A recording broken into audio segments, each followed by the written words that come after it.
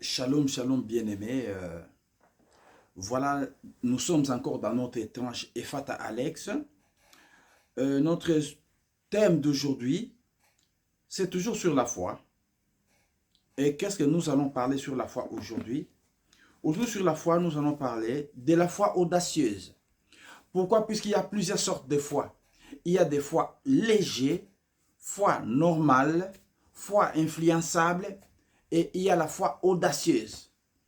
Donc, une foi où on t'influence, facilement on t'influence pour suivre les autres. Toi-même, tu n'as rien expérimenté. Une foi légère, tu crois, mais à un moment, tu ne crois plus, puisque les épreuves sont plus dures. Voilà. Donc, c'est pourquoi nous allons parler de tout ça. Nous allons prier. Père Céleste, je t'invite à ce temps ici d'être avec nous dans cette émission Ephata Alex. Que tes enfants qui vont suivre, Seigneur, puissent trouver leur part, que moi aussi je puisse arracher ma part. Seigneur, que tu puisses être au centre de tout ce que nous allons prêcher ou partager aujourd'hui, au nom de Jésus. Amen. Voilà, bien-aimés, la foi, nous allons parler sur la foi audacieuse. Pourquoi? Puisque nous voyons que les gens appliquent beaucoup de sortes de foi. Il y a la foi influençable, il y a, une foi copiée, copie-collée, voilà. Mais nous voulons parler aujourd'hui de la foi audacieuse. Quelle foi audacieuse? Ta foi à toi, ta foi audacieuse. Comment tu peux appliquer la foi audacieuse? Nous allons lire dans Marc 11, versets 22 à 23. Lisons. Jésus prit la parole et leur dit, « Ayez foi en Dieu. Je vous le dis en vérité, si quelqu'un dit à cette montagne, « ôte-toi de là et jette-toi dans la mer, » et s'il ne doute point en son cœur, mais croit que ce qu'il a dit arrive, il le verra s'accomplir. Parole du Seigneur. Voilà, bien-aimé, le message est là. Sur la foi audacieuse, vous voyez déjà la grandeur de montagne, la taille de montagne, la grandeur de la mer, vous voyez tout ça. Mais on te dit, si tu as la foi, tu dis à cette montagne, ôte-toi de là, jette-toi dans la mer, la montagne va obéir partant de ta foi. Amen. Bien-aimé, cette foi-là n'est pas réservée qu'aux uns et aux autres. Mais cette foi est réservée surtout à toi. Là, aujourd'hui, on parle de toi. Nous parlons de toi. Ne regarde pas la taille de ce qui est devant toi. On nous dit, il faut avoir la foi en Dieu. Quand tu as la foi en Dieu, tu regardes que Dieu, tu ne regardes pas les hommes. Tu ne regardes pas les membres de ta famille. Tu ne regardes pas tes frères, tes sœurs. Puisque quand vous verrez David devant Goliath, ses frères ont failli le décourager en disant, toi, tu vois, on te connaît, tu es orgueilleux, tu veux dire quoi là-bas, tu veux faire quoi là-bas. Et pourtant, Dieu avait alliance avec David pour faire libérer les enfants d'Israël devant ces géants. De la même façon, quand tu as la foi devant Dieu, regarde tes promesses avec Dieu. Regarde, qu'est-ce que Dieu t'a dit? Le premier jour où tu as fait ta rencontre, qu'est-ce que Dieu t'avait dit? Qu'est-ce que Dieu t'avait dit? Puisque nous revenons trop à cette histoire, il faut savoir écouter Dieu.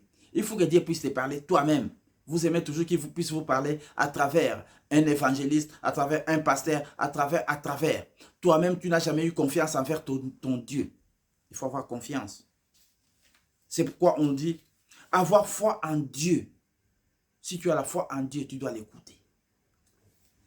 Nous passons maintenant, deuxième élément, c'est l'application de la foi. Tu as la foi.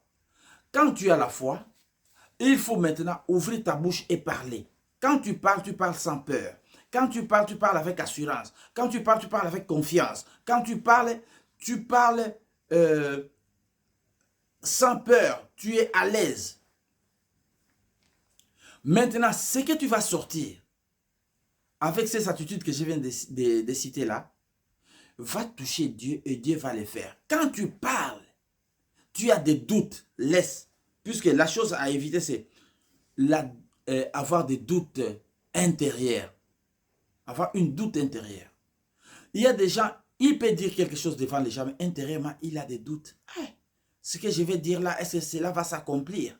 Si cela n'arrive pas, les gens vont se moquer de moi. Non. Si tu as la foi, libère la parole. Toi, parle. Dieu fera le reste. Toi, ouvre ta bouche, parle. Le reste, laisse à Dieu. C'est Dieu qui va s'en occuper. Amen. Ouvre la bouche, il ne faut pas avoir peur de la chose, de la taille, il ne faut pas avoir peur des gens, du monde, il ne faut pas avoir peur. Il faut avoir tout simplement confiance en Dieu. Tu libères ta parole, tu restes et tu laisses Dieu faire. Depuis toute cette année, tu as libéré beaucoup de paroles avec foi. Mais il y en a aussi qui ont libéré des paroles avec peur. Nous vous disons de rectifier votre façon de libérer la parole, de parler devant Dieu. Quand tu parles devant Dieu, toi-même tu dois te rassurer déjà que Dieu va te répondre. Et la réponse est certainement là. Et nous allons encore réaliser l'accomplissement. Dès que tu libères la parole, tu dois réaliser l'accomplissement. Commencer à réaliser, c'est ça la foi. Donc, quand tu libères la parole, tu verras cela s'accomplir et cela s'accomplira certainement. Cela s'accomplir et cela s'accomplira certainement. Donc, ça peut se faire aujourd'hui immédiatement, comme ça peut se faire 1 heure après, 2 heures après, comme ça peut se faire des années après. Mais toi, parle. Et quand tu parles, parle avec confiance, avec conviction. Quand tu parles, parle avec fermeté. Parle avec foi devant Dieu comme un vaillant soldat. Ne parle pas comme une personne amortie, abattue, une personne... Non, toi tu parles sûrement devant ton Dieu. Et quand tu parles comme ça, tu verras l'accomplissement. Maintenant, aujourd'hui, qu'est-ce qui arrive que dans nos vies, il y a des gens qui libèrent des paroles, il n'y a pas d'accomplissement, rien, tout ça. Rien n'est tard. Je vous ai dit, ça dépend du temps de Dieu. Toi, reste dans la foi. Et quand tu lances, quand tu dis quelque chose dans la foi, reste dans l'assurance. Il ne faut pas avoir peur. Peur de rien. Il faut foncer droit avec Jésus. Évitez la peur. Le premier ennemi de la foi, c'est la peur. Premier ennemi de la foi, ce n'est pas parler. Premier ennemi de la foi, ce n'est pas avoir confiance à Dieu. Ces histoires, ce sont les ennemis de la foi. Il faut avoir foi en Dieu et confiance en Dieu. Croire en Dieu, tu sais que Dieu n'a jamais menti. Dieu n'est pas un menteur. Dieu ne ment jamais. Comme tu sais que Dieu ne ment jamais, toi, reste sur la foi en Jésus. Reste en Jésus. Le reste, c'est Jésus qui va le faire. Le reste, c'est Jésus qui va le réaliser. Le reste, c'est Jésus, c'est Jésus. Amen. Bien-aimés, vous savez, moi j'ai un petit témoignage. Une fois, on était dans un pays, en Angola. Et là où on était, les véhicules ne sortaient qu'une fois par mois. On était avec des amis, les véhicules est passé devant nous. On a regretté, oh, le véhicule est parti, comment nous allons passer nos commandes? Moi, dans ce groupe-là, moi j'ai prié. Je leur ai dit tout simplement, vous regrettez pourquoi? Puisque ces véhicules viennent de passer, ne vous en faites pas. Ça ne partira pas, ça va revenir. Tout le monde a commencé à se moquer de moi. Qu'est-ce que tu racontes? Les véhicules viennent de passer, c'est déjà passé. Laisse-nous, tout ça, les gens étaient fâchés. On était là sous l'arbre en train de causer. 10 minutes, on a vu les véhicules revenir. Les véhicules revenir. On a posé la question, pourquoi vous revenez? On nous a dit, non, on a dit, ils ont reçu l'ordre au niveau de la barrière qu'aucun véhicule ne peut sortir. Les véhicules ne sortiront que la semaine prochaine. Et les amis qui étaient avec moi, tous se sont retournés vers moi. Ils m'ont dit, toi tu fais de la magie. Non, je n'avais pas fait de la magie. J'ai sorti une parole et je l'ai sortie avec assurance. Et la parole a produit des effets. Toute parole que tu sortiras avec assurance produira des effets. Toute parole que tu sortiras avec confiance en Dieu produira des effets. Mais toute parole que tu sortiras dans la passivité, la peur, ne produira jamais des effets. Ne produira jamais des effets. C'est pourquoi nous disons, le premier ennemi, c'est la peur, c'est avoir des doutes. Ce sont des ennemis de la foi.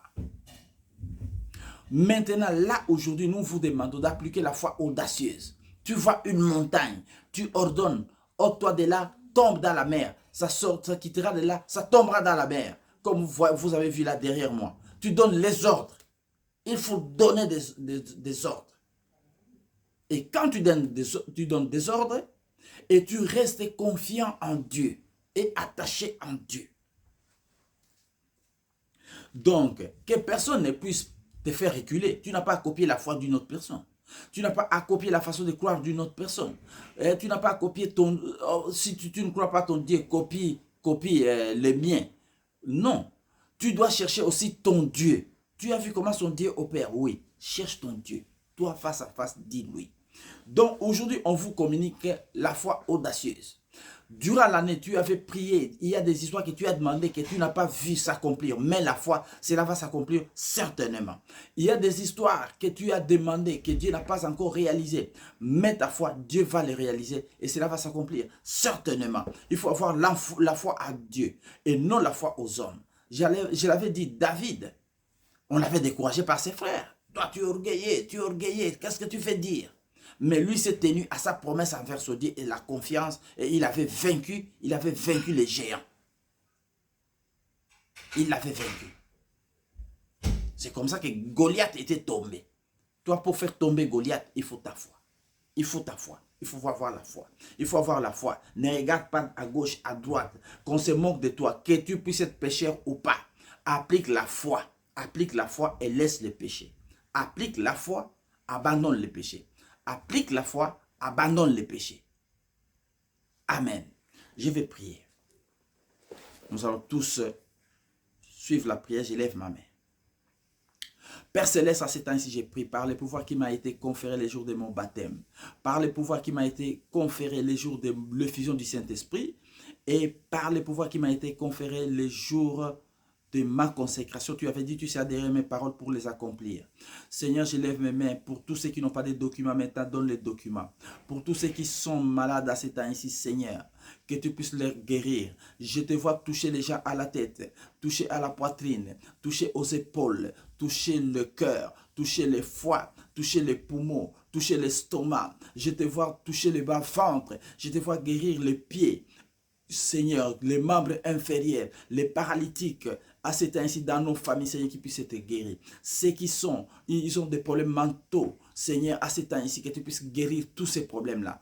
Oh Dieu, nous voulons voir ta main avant fin d'année. Nous avons grandement confiance en toi, nous savons que tu fais de grandes choses. Père, écoute n'infuse que notre petite prière que nous faisons chaque jour et réalise des grandes choses à nous. Seigneur, nous ne sommes que des pauvres pécheurs. Nous demandons pardon. Et à ce temps ici, tu connais nos besoins. Nous avons grandement besoin de toi. C'est pourquoi nous disons à toute maladie, nous disons à tout blocage sur les documents administratifs, de s'élever et de tomber dans la mer, de laisser la voie libre et nous allons vaincre comme les enfants d'Israël avaient vaincu. J'ai ainsi prié au nom de Jésus. Amen, amen, amen. Gloire à Jésus.